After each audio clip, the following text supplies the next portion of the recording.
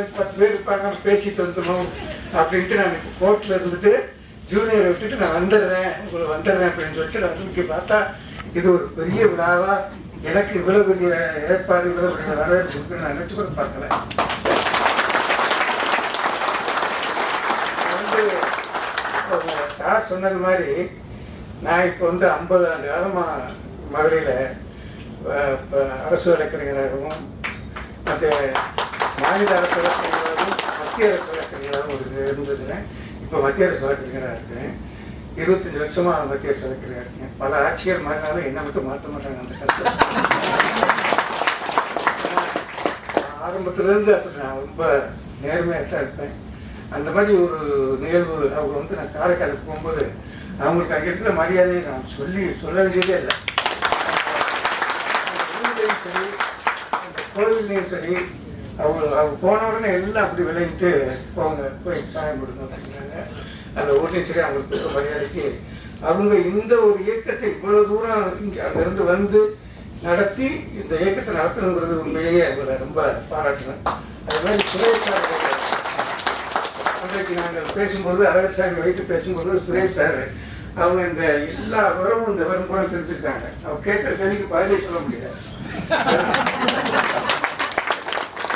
எனக்கு நம்ம வீட்டுக்கு நானே அங்கங்க வரல நான் உங்க வீட்டுக்கு வந்துடுறேன் அப்படின்ட்டாரு அவரு.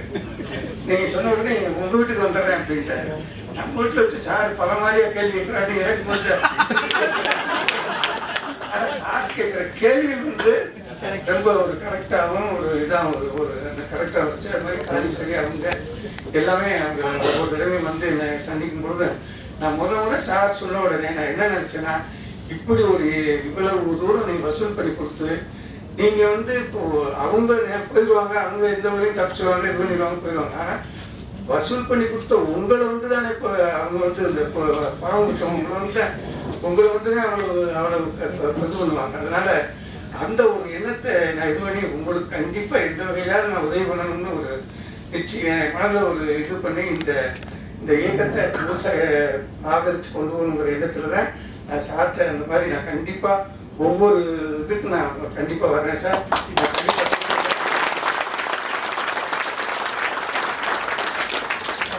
என்னை பொறுத்தளவில் நான் 33 வயசு சார். எனக்கு அப்போதான் அரசாங்க வக்கீலா கவர்மெண்ட் அப்போ வந்து இப்போ இருக்கிற மாதிரி இல்லை. அப்போ வந்து ஒரே ஒரு பீப்பு தான், ஒரே ஒரு பப்ளிக் ப்ராசிக்யூட்டர் தான் டிஸ்ட்ரிக்ட் ஒருங்கிணைந்த மாவட்டம்.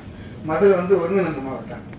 அப்போ வந்து 45 வயசுக்கு மேலே தான் அரசு வழக்கறிஞர் பப்ளிக் ப்ராசிக்யூட்டர் சார் ஐயாவுக்குலாம் தெரியும். இப்போ சரி 45 வயசு 50 வயசுக்கு மேலே தான் போடுவாங்க, 45 வயசுக்கு மேலே போடுவாங்க.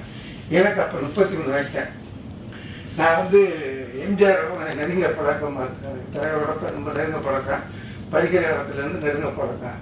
அப்போ முன்னே எனக்கு எம்எல்ஏ சீட்டு கொடுக்க முடியலை அப்படிங்கிறதுனால அவனை இதை போட சொல்லிட்டு நான் எனக்கு இன்னும் 33 வயசு தான் ஆகுது. எனக்கு 7 வருஷம் தான் ஆகுது. அது மினிமம் குவாலிஃபிகேஷன் 7 வருஷம் நான் வக்கீலாக இருக்கிறேன். அப்போ அந்த எம்எல்ஏ இல்லை அது எதுக்கு சொல்ல வரேன்னா அந்த பிள்ளைகளுக்கு சொல்ல வரேன். 7 வருஷத்தில் நான் போட்டேன். அந்த 7 வருஷம் தான் ஆகுது. போட்டுட்டு நான் எங்கே வரப்போகுது பார்த்துக்குவோம் அப்படின்னு சொல்கிறாருன்னு அவர் பொன்னையன் வந்து என்கிட்ட ரொம்ப டச்சாக இருப்பார். அவர் வந்து திடீர்னு ஒரு நாள் சேர்க்கெட்டில் போகும்போது இங்கே வாப்பா சாமி இங்கே வா, உனக்கு மதுரை பீப்பி போட்டாச்சு. எனக்கு ஒன்றும் ஓடலை. ஏன்னா இவ்வளோ பெரிய மாவட்டத்துக்கு அப்போ போலீஸும் பயங்கர பவராக இருக்கும் அந்த போஸ்ட்டு. சரின்ட்டு சரி இப்போ நம்ம நல்லா கிடச்சிச்சுன்ட்டு நான் வந்து ரொம்ப சந்தோஷமாக வந்து வீட்டில் இருந்துட்டேன். திரும்ப என்னன்னு கேட்டீங்களா, திடீர்னு எம்ஜிஆர் வந்து உடம்பு சரியில்லாமல் போயிடுறாரு. இது வந்து என்ன ரா மினிஸ்டர் போட்டு சீஃப் மினிஸ்டர் அக்செப்ட் பண்ணணும், அதை அப்ரூவ் பண்ணணும் போஸ்ட்டை. அப்புறம் நான் வந்து பேசாமல் வந்துட்டேன். சரி இது நமக்கு தான் வந்துருச்சு, சீஃப் மினிஸ்டர் ஆட்டோமேட்டிக் அப்ரூவல் தானே வந்துட்டேன். அவர் அமெரிக்காவுக்கு போன உடனே என்னோட போட்டி போட்ட ஒருத்தர் அப்புறம் தான் ரொம்ப ஏகப்பட்ட காஸ்டான்ஸில் வச்சு போட்டி போட்டு இருந்தார் ஒருத்தர். அவர் வந்து அந்த நண்பர் வந்து ஒரு நெடுஞ்செழியன் வந்து அப்போ ஆக்டிங் சீஃப் மினிஸ்டராக இருக்கும்போது பதினேழு கூட்டிகிட்டு போய் என் பேரை எடுத்துட்டு மாற்றிட்டு இந்த மாதிரி இவருக்கு வயசும் குறைவு அனுபவம் குறைவு, அதனால் நான் அவரை நியமிக்கிறேன் போட்டு வந்துட்டாப்புல. நான் இங்கே வந்து ரொம்ப சந்தோஷமாக இருக்கிறேன், எனக்கு கிடைச்சிருந்து. அவர் வந்து எங்கள் தம்பி எனக்கு போட்டாச்சு, வாங்க பாண்டியன் ஹோட்டல் என்ன இருக்குன்னு எங்கே இல்லை அங்கே கூட்டிகிட்டு போய் எனக்கு டின்னர் கொடுக்குறேன். நானும் போய் சந்தோஷமாக சாப்பிட்டுட்டு சரிண்ணே பரவாயில்ல நமக்கு கை கட்டினது கை கட்டாம போச்சுன்னு சொல்லிட்டு இருந்தேன். அப்போ தலைவர் அம்பேத்கர் வந்துட்டார். வந்த உடனே இது மோகன்தாஸ்னு ஒரு ஐஜியோடைய இதை ஏன் மாற்றுறீங்க, அவரை ஏன் மாற்றுறீங்க, தெலுங்கு ஏன் மாற்றுறீங்கன்னு அதை எடுத்து அதை அடித்து அதை அவர் பழைய போஸ்டே போடுறார். எனக்கு திடீர்னு ஒரு எண்ணம், ஏன் நம்ம போய் தலைவரை பார்த்தாங்க, திருநாவரசையும் அதை க்ளோஸ் ஃப்ரெண்டு, 2 பேரும் போய் பார்த்தாங்க அப்படின்ட்டு சரி போனேன். போனது திருநாவரசு வீட்டுக்கு போன உடனே போய் காலையில் உட்காந்துருந்தேன்.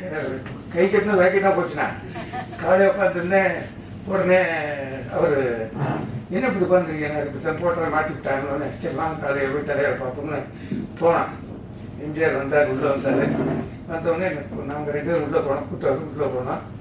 நானே இது மாதிரினே சார் போட்டதை 17 சொல்லி மாற்றிட்டாப்புலனே மாற்றினேன்.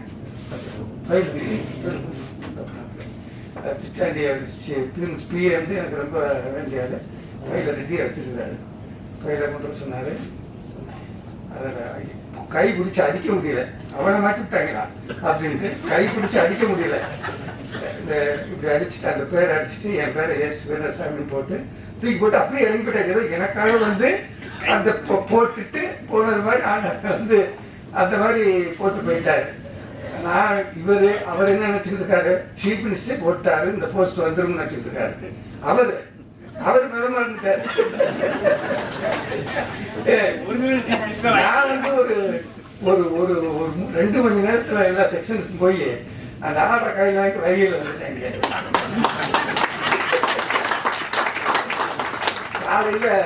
காலையில் வந்து சார்ஜ் எடுத்துட்டேன், பிபி எடுத்துட்டேன். அப்படி யாரும் போலீஸ் கூட நம்ப மாட்டாங்க. சின்ன தானே சார் உங்க அப்பா பார்க்கணும் அப்படி இல்லை நானும் பிபி சொல்லுங்க என்ன அப்படின்ட்டு அப்புறம் ஐயா அப்படின்னு சொல்லிடுவாங்க. அந்த மாதிரி அதாவது ஒரு விடாமுயற்சியில் அதை ஒவ்வொன்றும் எடுப்பேன். நான் எதுக்கு சொல்லுவேன்னா, எந்த ஒரு காரியமாக இருந்தாலும் நான் இறங்கிட்டேன்னா அதில் விடாமுயற்சி தான்.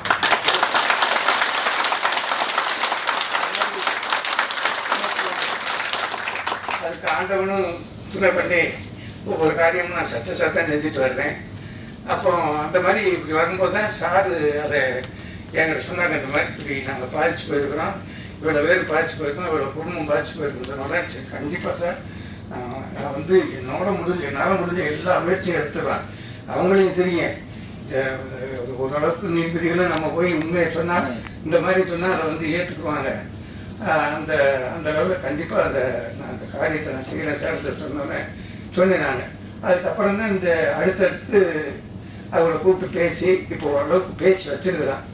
அந்த கமலக்கண்ணனைங்க அவங்க இந்த வரையுமே எனக்கு ஓரளவுக்கு தெரியும், அவங்கள்ட்ட வச்சு பேசுவோம்னு சொல்லிட்டு அப்புறம் சாமி அப்படி பேசி அந்த மாதிரி வந்து உங்களுக்கு ஒரு ஆண்டவன் வந்து ஆண்டவனுடைய உதவினால நான் எடுக்கிற இந்த முயற்சினால உங்கள் குடும்பங்களுக்கும் உங்களுக்கும் ஒரு நல்லது கிடைக்கணும்.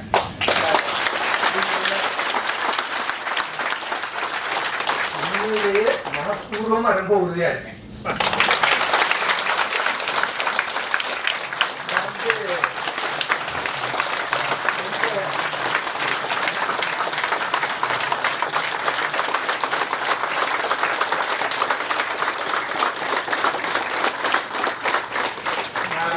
இதுல வந்து எந்த ஒரு பிரதிபலனையும் எதிர்பார்க்க மாட்டேன். எந்த ஒரு பிரதிபலனையும் எதிர்பார்க்காம சார் எப்ப கூப்பிடுறாங்களோ அப்பெல்லாம் இப்போ எனக்கு நான் கோர்ட்ல வந்து எனக்கு வந்து ரீச் ஆகிட்டு இருக்கு. ஆனா சார் சொல்லிட்டாங்க, சார் அதான் சொன்னேன் சார் 4 மணிக்கு வந்துடுறேன், என்ன பார்த்தேன் சீக்கிரம் விட்டுருங்க சார்ன்னு சொன்னேன். ஆனா இங்கே வந்து பார்த்தா நான் இன்னும் ஒரு 2 மணி நேரம் இருக்கும் போது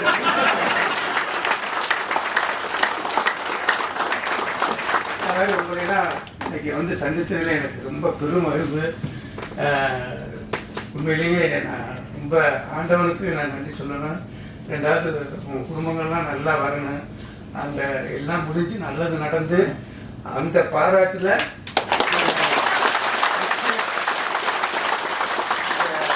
அந்த பாராட்டில் என்னோட பங்கு ஒன்று இருக்கு. நானே இந்த ஏற்பாட்டை பண்ணி கண்டிப்பாக பண்ணுவேன். உறுதியேற்று உங்களுக்கெல்லாம் நன்றி சொல்லி ஆண்டவனுக்கும் நன்றி சொல்லி அவர்களே நன்றி.